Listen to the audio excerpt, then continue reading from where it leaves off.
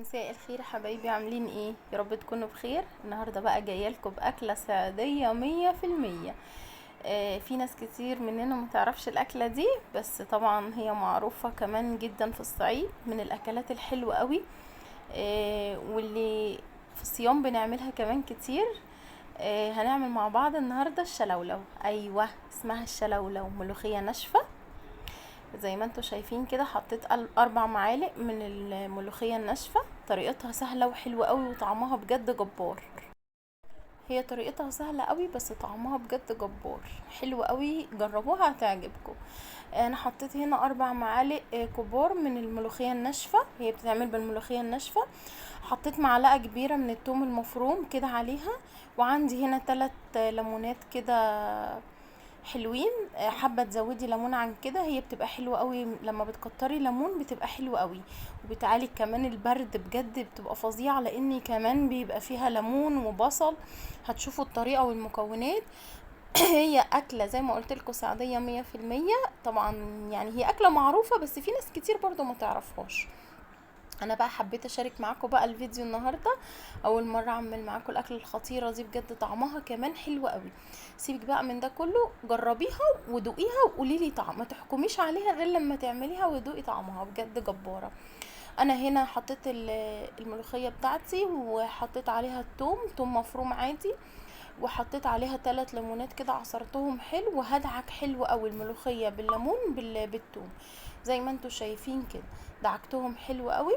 هزود ميه عاديه خالص، ميه ساقعه وميه من الحنفيه، ميه عاديه خالص على فكره، مش ميه سخنه ولا اي حاجه، لا ميه من الحنفيه، ميه من الحنفيه او ميه ساقعه.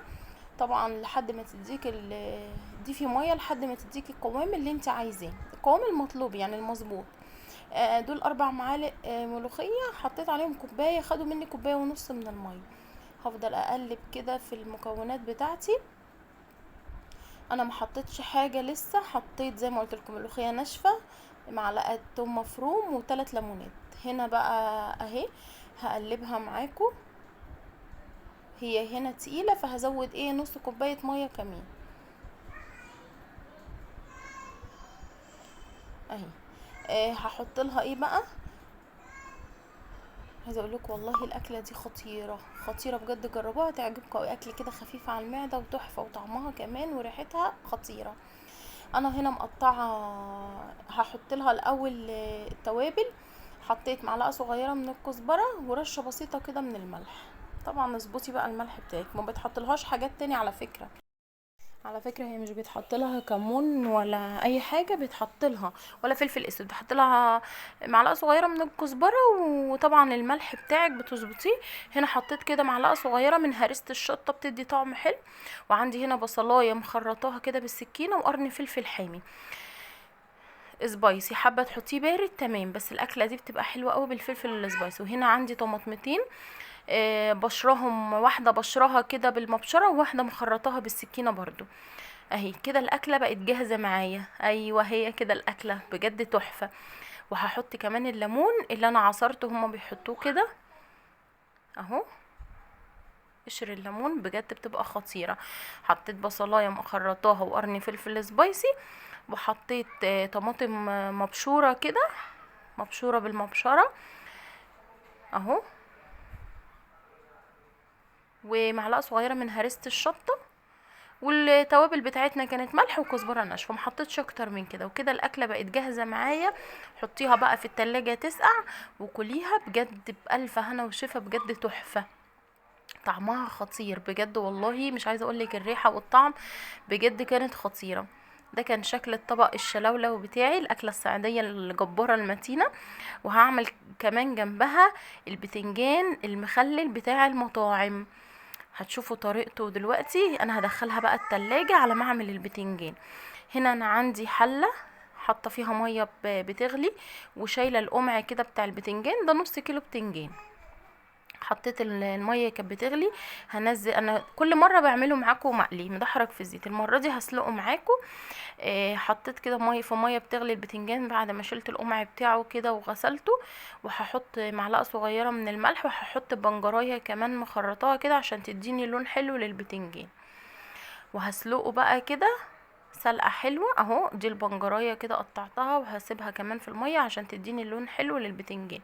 ده بتنجان المطاعم كده، لما بتروحي تشتري البتنجان بقى كده مع الطعميه بيديكي طبق البتنجان الخطير ده. احنا هنعمله النهارده بطريقه حلوه وطعم كمان خطير. هنا هنعمل التتبيله بتاعتي. عندي توم، عندي فلفل حامي على بارد، عندي 3 ليمونات، وعندي كزبره خضراء وهريسه شطه. انا هحط في الكبه الفصوص التوم اللي انا قطعتها فصصتها اهو، وهحط الكزبره الخضراء بتاعتي اللي انا مقطعاها، وهحط الفلفل كمان. ده فلفل حامي على بارد. عندك فلفل الوان كمان حطي، بيديها لون حلو قوي. تمام كده، يبقى انا حطيت في الكبه الفلفل والثوم والكزبره الخضراء بتاعتي، وهحط كمان معلقه من هريسه الشطه بتديها طعم حلو.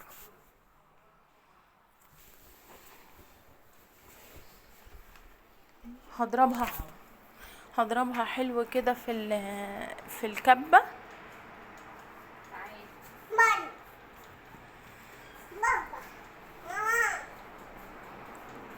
اهو. ضربتها كده، هنعمها خالص يعني، هديها ضربتين الاول وهقول لكم هنعمل ايه تاني.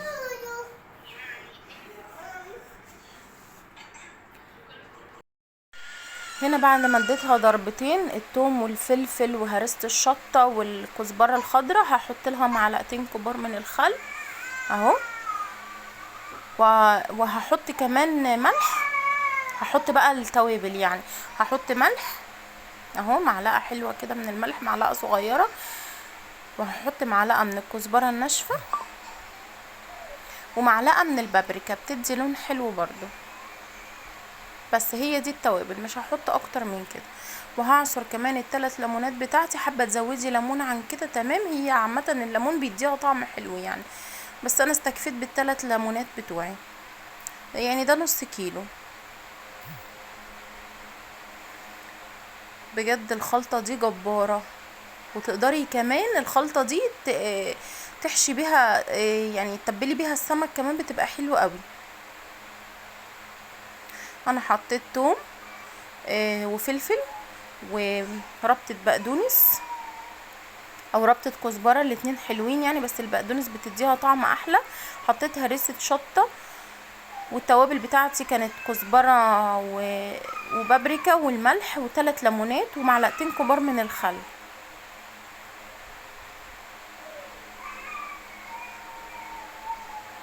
اهي. بعصرها حلوة قوي.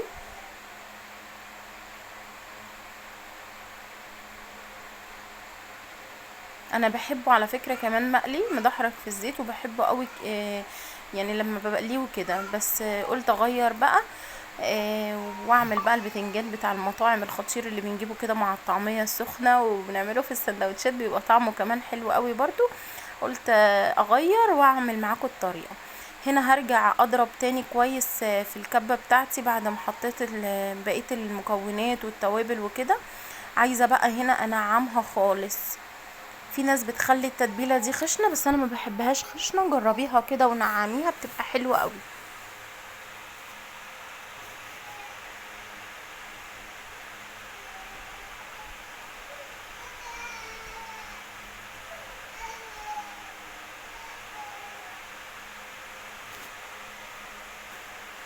هنا كانت نعمت معايا اهي زي ما انت شايفه كده، بقت تمام. هنا بقى عندي علبه تلاجة او برطمان براحتك. وهنا دي الخلطه بتاعتي اهي، بصي نعمت وبقت حلوه ازاي، مش عايزه اقولك ريحتها كمان فظيعه. انا هنا عندي البتنجان بتاعي بعد ما سلقته، بس ما هرتهوش. بصي من قلبه ابيض وزي الفل. ما فتحتهوش ليه قبل ما اسلقه؟ عشان انا عايزه اللون الحلو بتاع البتنجان اللي هو قلبه ابيض ده، فبيبقى لونه حلو كده. قلبه من جوه بيبقى ابيض كده لو ما فتحتهوش وانتي بتسلقيه، فبيبقى حلو قوي اهو. بحشيه كده معلقه كده حلوه يعني، معلقه صغيره مليانه كده. التتبيله دي بتخلي طعم البتنجان حلو قوي على فكره اهو. هحشي كله برضو كده زي ما انتوا شايفين، وهرصه كده في العلبة او برطمان زي ما قلتلك، زي ما تحبي.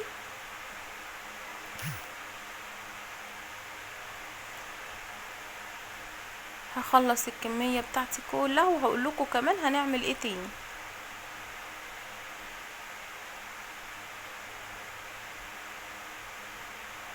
عايزه اوريكي هنا قلبه ابيض قد ايه وحلو جدا. ما تحاوليش تفتحيه وانتي بتسلقيه، بعد ما تسلقيه ابقي افتحيه.